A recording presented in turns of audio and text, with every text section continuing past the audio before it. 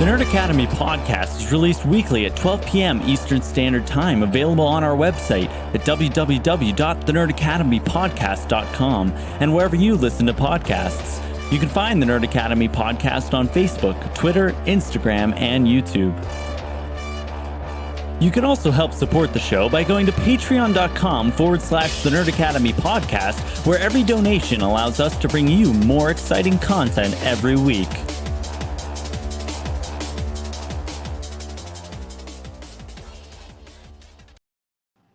Good morning, class, and welcome back to the number one Contender podcast, the show where your favorite nerds sit down and talk all things movie, trivia, Schmoedown.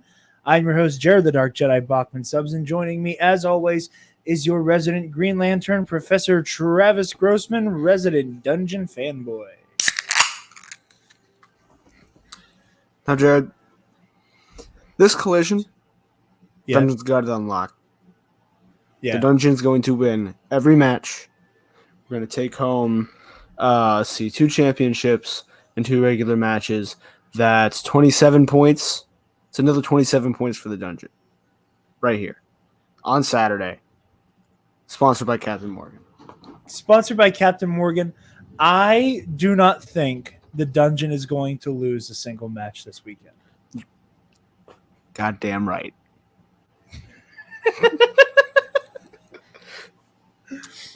But hey, Finstock isn't going to win a match on Saturday, so, you know. That is also true. Bobby Gucci can't win anything. This weekend is kind of gift wrapped for corruption,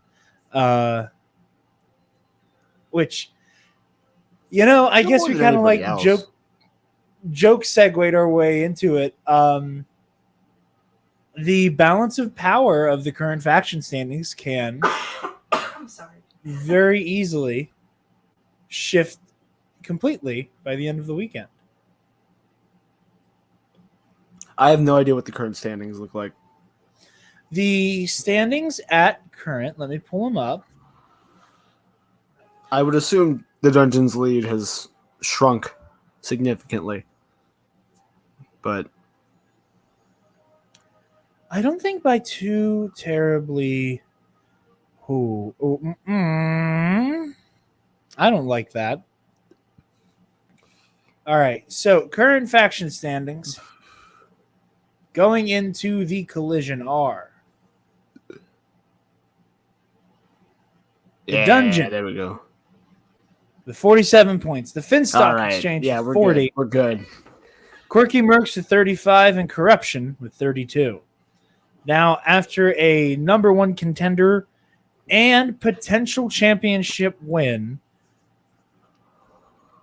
how much do you remember the point values assigned to It's 11. those?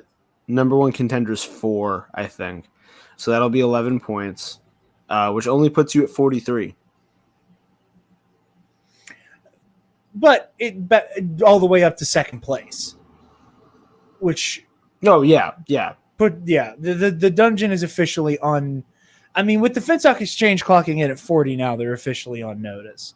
Alternatively, if Shazam and Kevin Smith win those matches, they'll rock it up to within a point of the Dungeon. So, and that's assuming no KOs, TKOs, anything like that. I will be stunned if that happens. You said 11 points for a championship? It's 7 and 4 for the 7. Yeah, 7, and then I think 4 for the number one contender match. Swag could certainly use that Star Wars belt, and the Suspects could certainly use that win from Mr. Moses. They also are up for the belt points with Demolanta, so yeah, for the title defense, you're right. But just like there's a lot of points on the line here this weekend. It's so funny that it's this bottom, like these bottom chunk, the bottom 6 are just going to all shuffle after Saturday, and Dungeon and Finstock will just stick where they are. Yeah, like someone might go over Finstock. Like someone might actually shoot above Finstock, but that's it. Well, this weekend is the Quirky Mercs and Corruptions to lose. Aside from the matches where the Quirky Mercs, the Quirky Mercs and Corruption are up against each other. But they're the ones that this kind of matters to the most. Whatever's going to happen down here, like you said, there's going to be a little bit of shuffling going on. The suspects have a potential to pick up 10 points. Yeah. So going up above 40, that's pretty impressive in one weekend. Going up above 40 in one weekend is going to be impressive. Again, guys, like we said last week, this is going to be all collision talk. We are going to talk about the singles tournament. We are going to talk about the soft reboot that the league is getting next season. That's all going to be the league desperately needs. That I will miss this style of play a lot, but I understand the need for it. That surprises me that you will, though. Because the reason they're doing it is to go back to the big reveal, the big storyline things that you like. So, I know. And that's the thing is that, I really wish there was an easier way to marry this and the wrestling stuff. And we'll talk more about that next week. It's just, for me, after trying to explain this to so many people for years and not being able to get past movie trivia professional wrestling, having it be treated like a sport these past 2 seasons has been really refreshing for me. I don't know, but I'm looking forward to people just being able to just show up, but like I said, we'll dive into that next week. Travis, who of these factions, Swag only has a match, but it's a championship match, so they can really make it count. Suspects, who do you think has the most to aside from numbers in terms of belts, in terms of wins, who do you think here has the best shot at really, really owning collision? What is your who can walk out of this with the biggest win in your opinion, faction wise? I would say either the Mercs or the Suspects, honestly, because Corruption has so many paths to the belt that they don't need to worry about McKeevy's. Obviously they're going to, and McKee is a good shot at it. They don't need to go as hard in on that. If for the Mercs, if they can hold the team's belt, Smith gets his number 1 contender shot, and you have Kevin Smith as the singles champion, that's huge. I think that having your new star rookie Inner Geekdom player really show up at a live event and holding the Star Wars belt, because that Star Wars match is going to be huge. Yeah. For a second, I thought you were saying Dimolante was on the Suspects. And I thought you just turned off entirely. I thought someone turned a key in the back of your neck and you went power down. Jarod.exe has stopped. No, I thought my wires got crossed. I thought you were saying Dimolante was on the Suspects, and then I confused myself. Yeah, he is on the Suspects. No, Dimolante's a Merc. Why did I think he was on the Suspects? I don't know. Oh my god, scratch everything. Yeah, Mercs are Mercs all the way. Yeah. Okay. In my head, I was everyone has 2 matches, and then Swag and the Stars have 1 match. I don't know why I thought. And the Stars have no matches. That's true. Well, I thought. Wait, who? Oh no, Saul's the Den. Yeah. I'm a fake fan. No, it's okay. You got your wires crossed. It happens. But no, I'm the fakest. I'm the fakest fan. No, you're not. And then for sure, I think like the most landslide thing here is for the Mercs to take all 3 of their matches, right? Yeah. Especially like coming out with 2 championships. So I lied. The Mercs can take first place. Yeah. Like very reasonably. If they win, like even if they lose Smith v. McKee, which is what everyone's kind of betting on. Yeah. They get 14 points. That puts them over the dungeon. And then both my favorites are in first and second, and I can't complain. But yeah, I can't think have that happen. I think Demolanta and Shazam showing up this weekend is going to be big. Well, without further ado, I think it's a good time to maybe get into our little prediction card thingies that we made. I'm gonna jump into yours first, Travis. So, as the Schmoedown collision presented by Captain Morgan requested, you got the. You know what? I'm gonna do this a different way so we can actually see our faces. I'm just going to screen share them from the Google Drive. We have the confidence picks versus the confidence picks, who we think is going to win. Confidence picks on a scale from 1 to 4. And like honestly, all of these for me could be knocked down a point. Shush. Like all of them could be dialed back a point. Thinking about them for even more than a second.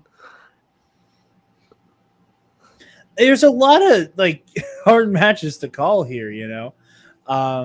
So we got Travis is here. Get all up in that business. Oh. Just really trying to show off that I'm pissing a lot of Star Wars people off. I mean, listen, man, I don't think you are. I'm betting against you on that one, but also as your name here suggests, and as you joked on Twitter, this was done via a coin toss. I think you can speculate what happens in the Star Wars division. Like whoever wins that match, you can go to the whole end of the season as to like what the division looks like. As for who's gonna win, I really have no idea. It comes like to me, it's going to come down to who misses first and how they handle that. Right? Yeah. Because I was thinking about it and I was like, Demolanta is this powerhouse. He beat Damon twice. He like took Damon down that second match. And I'm realizing like, oh, I'm just thinking of him like Damon too. Like in my head, Yeah. the connection I went like I guess I'm just so used to the Star Wars champion being an unbeatable powerhouse that I assigned that title to whoever it is. So I think that if whoever misses first keeps their calm, because that's always what happened before. You know, Demolanta, Laura Kelly, Ace, right? They would get Ken, there. Scrimshaw, everybody who played Damon for the last 3 years would miss their first question and go, "I'm never going to I'm never going to financially recover from this." It's 2021, and we are making Tiger King jokes in this collision pre-show. But yeah, so I think these two players in particular, knowing that the other one can be beaten is really important. You know? Yeah. Knowing that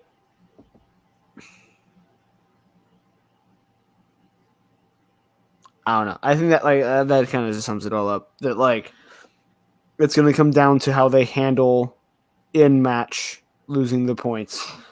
Bless you. And I think that depending on also, I disagree with Harloff. I think Andrew DeMolante is already tied for best in the league. When he was talking on backstage, Yeah. I think it's not fair to compare him this season to Demolante's whole career, because Demolante's whole career is equivalent to about 2 seasons of what we're doing now, you know? Yeah. Yeah. I think anything right now, like season 7 and onward, like beyond just obvious COVID reasons, it's really hard to compare them. You know? Not even because of that. Like, I mean that we've already had 3 Star Wars, 3 or 2? Am I dumb? This is the 3rd. Yeah. This is the 3rd Star Wars title match, and we're only halfway through the year. Yeah. No, and I agree Right. with you. And that's what I'm saying. It's just like, just by sheer format, it's completely different. Mm-hmm. You know, like I think an apt comparison is, you know, this has come up on the KNR Versus series on the Patreon. That like have like using Legends characters gets a little sticky sometimes, because in Legends you got to the point where the Force kind of had Dragon Ball logic, and you had people who could, you know, blow planets up with the Force with a thought. And then how do you pair that off against somebody who's like, oh, hey, like the most impressive canon Force feats are like stopping the lightsaber with telekinesis, you know? Whereas like, how do you compare those two? How do you compare, oh, well, you get maybe 3 Star Wars matches a year or 2. Like you just said, this is the 3rd Star Wars title match this year. After a tournament, that we're going into another tournament. Yeah. Right. There's also another championship lined up before Spectacular. Yeah. So things are, you know, I agree with you. I think that, like, I will say, no matter who wins this, I think they both have a good shot at beating Thomas Harper. I think both of them have. I think if anybody can stand in Harper's way, it's one of these guys. I just because their season, it's the same. We'll get to Smith v. McKee in a minute, but like, I think when like Harper's been going off raw knowledge, and that raw knowledge is all the way up here, but he's still not 100% with the game yet, and that's where DeMolante and Kelly are going to show him up. Is like they're ready to like capitalize on him missing a beat, like with game mechanic, like he forgot to use a JTE, he forgot to go to multiple choice, and that's where they'll capitalize. See, then that interests me, because, and we've had this conversation before, and I think it's something that is very important when you're talking about the Star Wars division. That the Star Wars division is where we have seen the least amount of Ben Bateman Moneyball bullshit. I wouldn't even say it's Moneyball. Like it's just the fact that like it's like the most rudimentary version where Harper's going to forget he can ask for the question again, or forget he can go to multiple choice like for a second in round 2, and that question that he misses is going to define the entire match, you know? Oh yeah, anything that goes beyond just the strategy of get your questions right, I will always refer to as Ben Bateman Moneyball bullshit. You just like saying that, don't you? I love saying it. It's becoming a vocal warm-up. I'm kidding. I don't do those. Why do you think I get tongue-tied at the beginning of every episode? No, the beginning of the episode is your warm-up. Yeah, yeah. The intro is how I get warmed up. But yeah, so end of the day, DeMolante, and you're sticking to it. I think so. I think like this match is so 50-50 that like if I have to put it to someone, I'm going to go with the defending player. That's fair. Right. We've watched DeMolante prove himself twice in a row against the big baddest mofo to ever play Star Wars. With regards to the whole DeMolante's legacy versus Alex's legacy, I think the only difference is only difference, but like the big one for me that I think will slowly change if Demolanta has like one or two defenses, like defends here and then defends again, is the like mythic legacy of like no one can beat Mm-hmm. Alex Damon. And just like and again, the block of 3 years where no one could touch him. Now again, it's that kind of is extended in a way and like hyperbolized in a way because he only played twice a year, if that. yeah. So it was like, well, yeah, no one can touch him. He only plays once a year, and that one person gets that one shot. They get hyped up in their head on like, if I miss one question, I'm screwed. And they do that for 6 months. So then they get to the match and they miss that first question. And they might as well have not showed up. Yeah. So I think if we see, and also like Damon now is playing in 2 divisions, like that doesn't help either. Yeah. So he has to prepare twofold. Star Wars content in general is ramping up big time, and he has to keep up with that. So, like we were primed for a situation for him to finally lose. Yeah, that I think still would have come sooner, in a more Star Wars fleshed out Schmoedown. Yeah, no, I agree with you on that front. I'm just gonna do real quick, and I'm going to pull mine up in another window and compare mine. I have my money on Lights Out. I don't want to like go into this with just like the very circular logic of she beat him before, she'll beat him again. Are you still there, or are you just very still? Oh, you're moving now. Okay, cool. I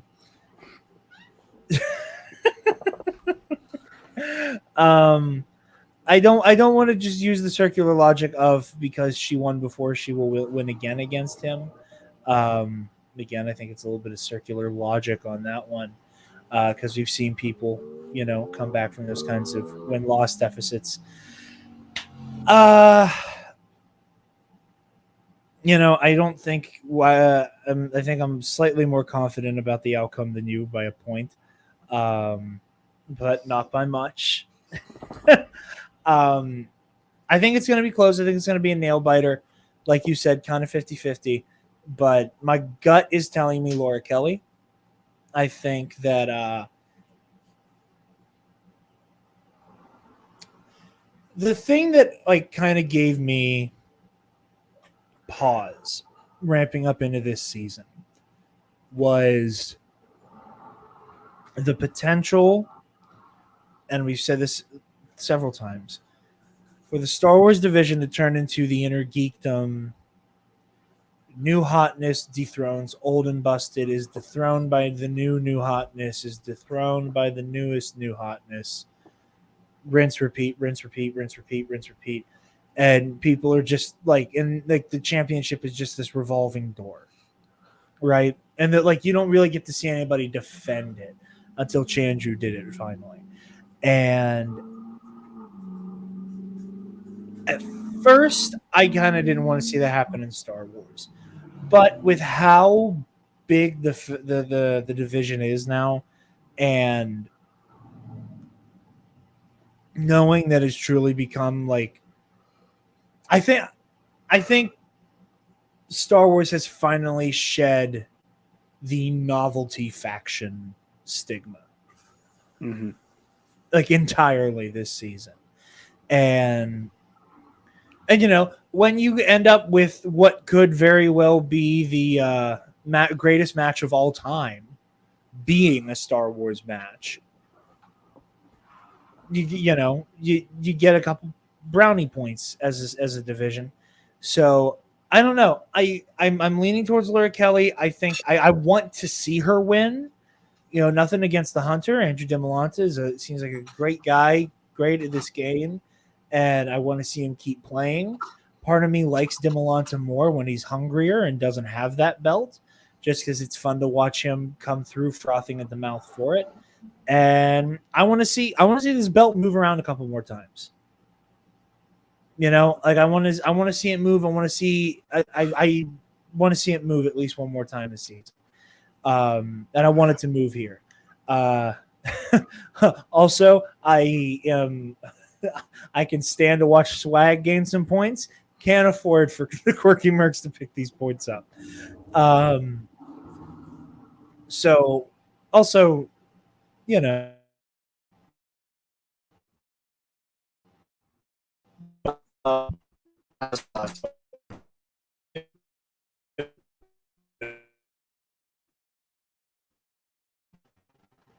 that was strange.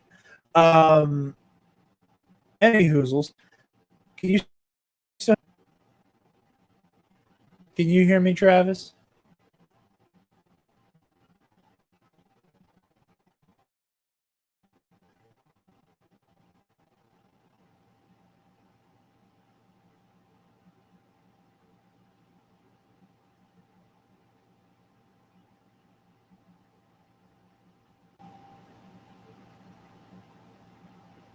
Oh, Are we returned?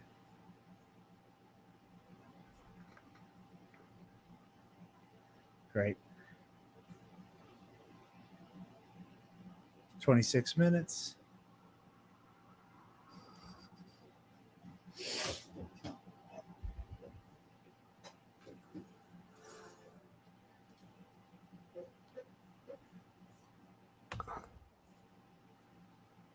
Are we back?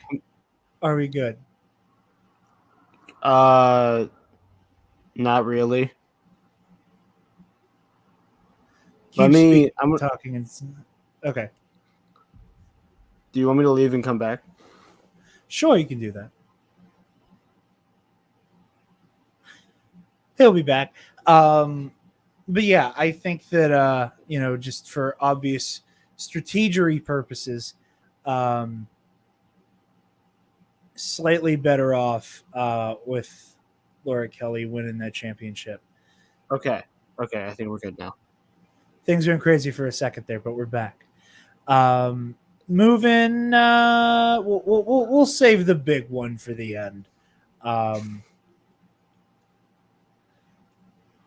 We'll go to the Moses versus Saul. You got your money on Amaru Moses, and we're in agreement, like literally entirely. Like I got a 2 out of 2, or 2 out of 4 rather, and also on Moses.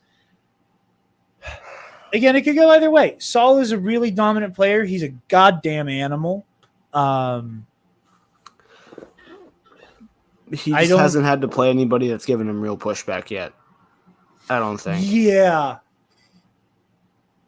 You know, like he's beaten the real rejects. Yeah. In KOs. And not that those guys are bad, but they are, they're students of the way of the drunken master. They're wild berries. Yeah. Very Makuga. Very IG Makuga. And just like, I'm here to have fun, and if I get a right answer, I get a right answer. And that can be off-putting when they're getting like more right answers than seem to work. You know what I mean? Like when you're doing that and you get 7 for 10, that's still really good. But I don't want that to sound like I'm saying he like hasn't played a real player or like hasn't had a real match. Like he's good because in those matches he's still going perfect or like only missing a question. Yeah. I think Moses has had time to ramp up in a situation where he's getting pushback from the other player, where he feels a bit of pressure on getting right answers. And Saul has not. I mean, because he played a match last season, but like in this new format has not had a moment of it's neck and neck and I have to hit this question or I'm out kind of feeling. So that's why I That's why I checked off Moses, because like I think he's better suited, right? Yeah. I mean, it's going to be interesting, Like, I think that Saul is going to have his first real brawl, and it's going to be up against somebody who can kind of, trivia wise, punch him in the mouth. I don't know that it's going to work. I think they're going to be very evenly matched.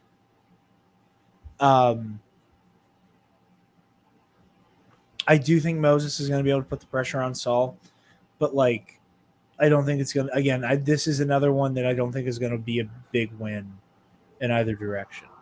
Like someone will come out on top, obviously, but I don't think it's going to be by much.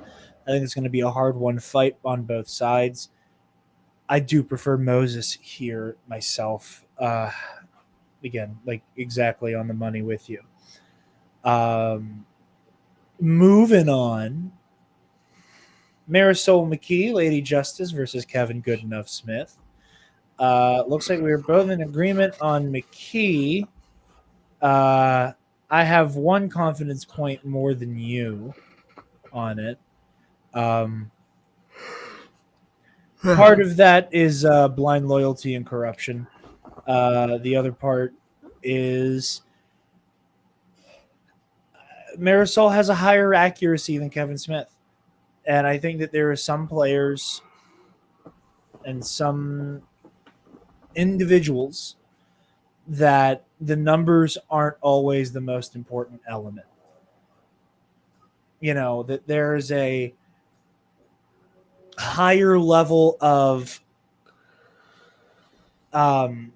being accustomed to high tension, high profile matches that in some ways, in some instances, can outclass sheer numbers. I think with Marisol McKee, you're dealing with a player whom, and I'm going to be bold here, I'm going to make a Dan Murrell comparison. I think in Marisol McKee, you have a player whom your only truly viable strategy is scoring as many points as you possibly can and getting correct answers. I don't think there's any, gamification of the JTE or gamification of a drop down or anything like that can get you around Marisol McKee. And I think her strategy in just barreling through rounds is going to win her the day over Kevin Goodenough Smith. And I think that there might be, Moses and Saul and Dimolanta and Kelly, and eventually we'll get there with Sheruption and Shazam and Jesus Christ. I can speak, I promise. That there will be a more of a point differential in Smith and McKee than there will be in any of these other matches. Nothing against Kevin Smith, but he's been liable to miss a couple here and there. And I think that because he typically has as much fun, kind of in that, drunken master vein. He is the drunken master. Like, by comparison, it's that he probably can... more like the stoned master, but yeah.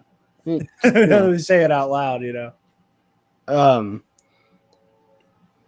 I think with him, it's so, because it's Kevin Smith, his knowledge is overwhelming, that it's off-putting, right? When he's getting a perfect round one, having never played before, seemingly not really understanding the game, that's really off-putting.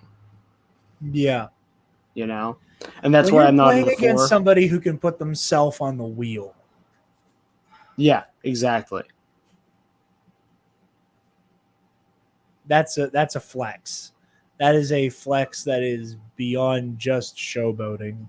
You need to be a little bit scared by that. And, I think that you have like a moment of the season on your hands that if he tries the same strategy he used against Jericho, where he's like, I'm going to make him play the me category and I'm just going to pick up steals here and there, and let Marisol McKee just two-pointer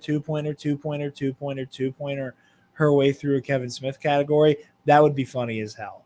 I will be stunned if he does not put himself on the wheel for this match. But yeah, Travis, any other thoughts? You were muted for a minute, so I was just kind of rambling. So hopefully I didn't say anything you planned on saying. No, I think that's about it. It's probably going to go to the season player. There's a chance it won't. Like Smith just has that much knowledge. So there's a chance. I feel like he is more likely to miss sooner and miss maybe one or two more than Marisol will. Mm-hmm. That is my gut instinct, that this is going to come down to a missed question before anything. The big one,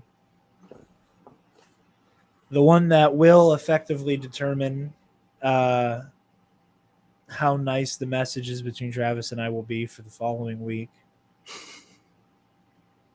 Shazam versus Corruption.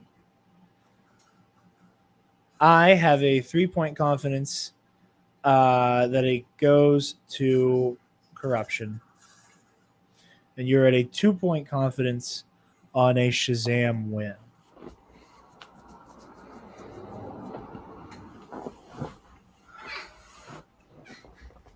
Thoughts on how you think this plays out beyond just the little infographic there? I think this one's in studio, right? Yeah, let me get our screen share back up real quick.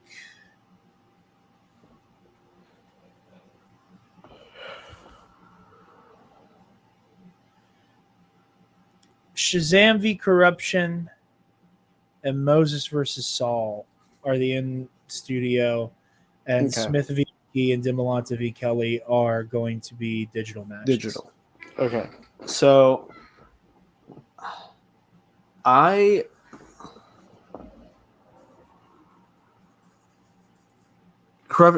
actually listened to Backstage this week. So I think that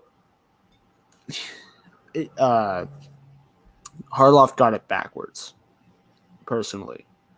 In the discussion of, and I'm not here to say that Shazam is the best team of all time. I'm not that dumb. But when he's talking about how their legacy isn't as set because they've won their titles in the digital age, right? That they've been shown the pressure gets to them and they haven't done it under the lights yet, blah, blah, blah.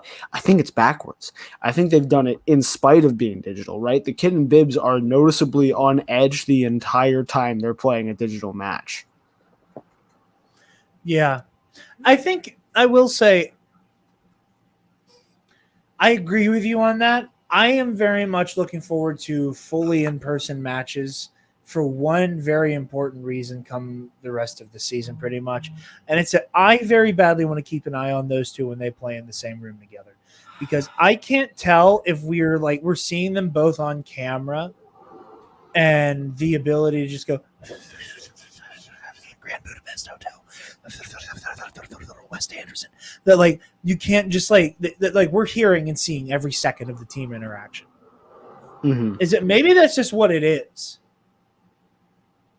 Maybe they do seem really on edge in the heat of the match, but because so many of those nerves are mixed up in,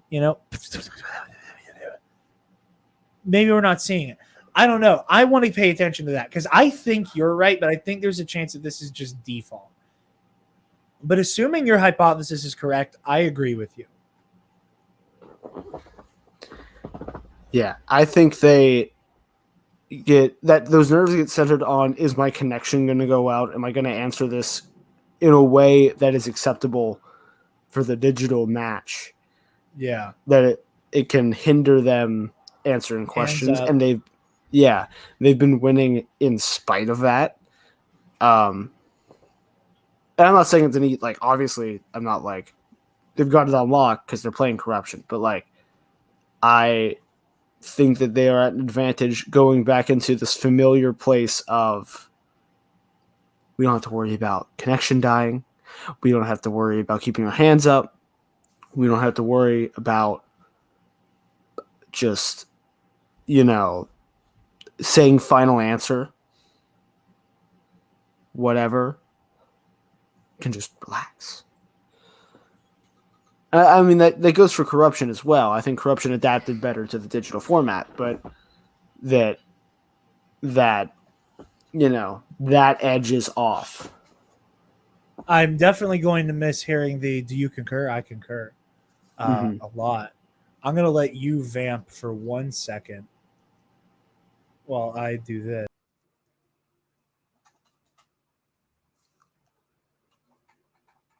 It's the me show now, I guess. Any hoozles. Had to pop out for a sec. There was movement, and I was not sure what was going on outside of the studio for a second. It was a ghost. It was a very tall ghost named Logan. But yeah, no,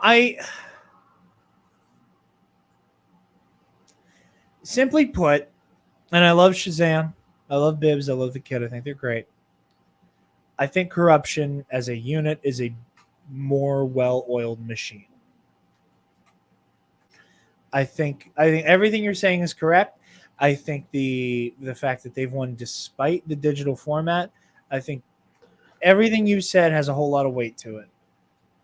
I think that corruption's power level is higher. And obviously, corruption's gotten beaten by Shazam before. I'm not saying it's impossible that they don't walk away with the belts here. But I think at this juncture, at this season, right now, I struggle to imagine Shazam kind of outdoing corruption right now. I don't think they can. I think that there's going to be a lot more of an edge. I think that Chance and KO feed off of each other a little bit better. And I think that I think that like being in the same room is going to cancel each other out in terms of like their team synergy on some level. But I think, and it's funny, and I don't know a better way to put it. I think Mike's ability to just hear Chance go, I think it's this, and then completely let Chance take it from there, I think is going to be kind of their superpower here. Mm-hmm. I think that Chance's instincts serve him very well, and that Shazam gets caught up on double guessing themselves a little too often. And and the fact that it's coming down to minutia like that says everything about this match. It says everything about these players. That it is almost entirely minutia and who is more like what little quirk does each team have that might edge out the other one by a little bit. But I think at the end of the day, corruption walks away with the belts. And like I said, and if it's Shazam, congratulations to them. I'm going to be very passive-aggressive with Travis for the rest of the week. And if it's corruption, Travis is going to want to hit me with a shovel because I'm not going to shut up. And that's just how that works. It's okay. It'll only last our collision post show. That'll go back to being a normal jackass, not a sore winner jackass. No, you'll save that for when McKee beats Dan Merle. Big if, but if Marisol McKee beats Dan Merle or Ethan Irwin, it's going to be insufferable. Like I'm going to be doing the show with a blindfold on and shit. I'll be much less upset if she beats Irwin, but they don't have to be upset that Irwin beat Dan. So Yeah. We will both be able to commiserate on that one because I want to watch McKee take out Merle more than I want to see her take out Irwin. Travis, before we wrap up this little pre-show, little taste tester, for people to watch before the big show starts. Which match is your favorite? Like, which one are you most looking forward to? And do you have any because apparently there's some plotline stuff going down. Per Chairman Harloff on Backstage, there are some scenes that were cut for the Collision. Do you have any plotline predictions? And also, which match are you most excited for? I'm between the two title matches. The title matches are always exciting. I have players I like and factions I like in each, players I like in each. With Star Wars, it's both players, right? And then I want to, even with teams, it's both players, but they're both teams. But I want to see Shazam win. I want to see them defend a belt. I have no idea because it's like he said, right? He had to drop a bunch of stuff because the digital stuff and the faction stuff made it so he couldn't really do what he wanted to, and I don't know how they're going to write themselves out of this, but they've already planned it, right? They have plans for Spectacular. They know what they're doing. So I think I think Andrew Guy is going to be calling at least one of these matches. Mm-hmm. I think we're going to see Andrew in the studio, and we're going to get more of the Winter Guy, where Grace is going to Champ's Lunch, Where's the Belts, Shire Wolves, Steel Chair, and Guy into resetting into an asshole. Mm-hmm. I think we're gonna get really. I think the Schmoedown plot line's coming back in a big way. Is my theory. Is my assumption. I think it's gonna have something to do with Andrew Guy and maybe a reveal as to whom is somebody who's involved. And I really hope it's Alice. I really hope Baby Carrots is a part of the Schmoedown deep state. I just think that'd be funny as hell. Because it has to be one of them, and we were told last season it wasn't Harloff, right? Mm-hmm. It has to be one of the founders. So that's what I got going there. In a funny way, if you just kind of look at the matches as they are on the prediction cards backwards, kind of in the way we went through them, that's my those are the ones I'm most excited for. It kind of goes in that order. It just kind of goes Star Wars teams, singles, IG. Although I don't know, you could probably switch teams, but it's a Star Wars match, and we know one of the players. So for Star Wars, so that one also makes it a little bit more exciting. Yeah. By the time you guys see this, he and I will both be at work. I am not letting myself even get the implication of a spoiler. So after this episode is posted and I share it around, I'm deleting Twitter from my phone for the day. I'm taking a day off of the Bird app because I am not letting anybody's celebratory tweet spoil me for this. So very excited, and at some point in the coming week, it's probably, if time allows, fingers crossed, probably end up with a twofer of number one contender next week to cover Collision and then also cover the week and also the insane amount of news that has come out. We got singles tournaments. We got John the Outlaw Roca being an absolute team player and taking a step back from the tournament, which as much, as big of a Roca fan as I am, as much of a fan of lovingly heckling Roca, Travis is. That was very, very, very mature of him, and I applaud him on that one, and we'll get into it more when the time comes. Excited to see how the Finstock 4 holds up. Excited for this Collision. Collision is back, sponsored by Captain Morgan. I don't know, which is just funnier and funnier to say every time. Did you watch any of the Captain Morgan supply box? Mm-hmm. It's just so weird. It's so weird seeing them get real sponsorships.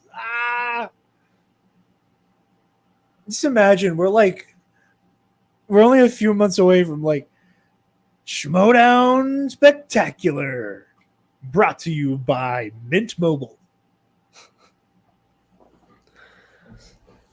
And then there'll be a novelty match where it's Ryan Reynolds versus Christian Harloff in a movies about phones exhibition or some shit.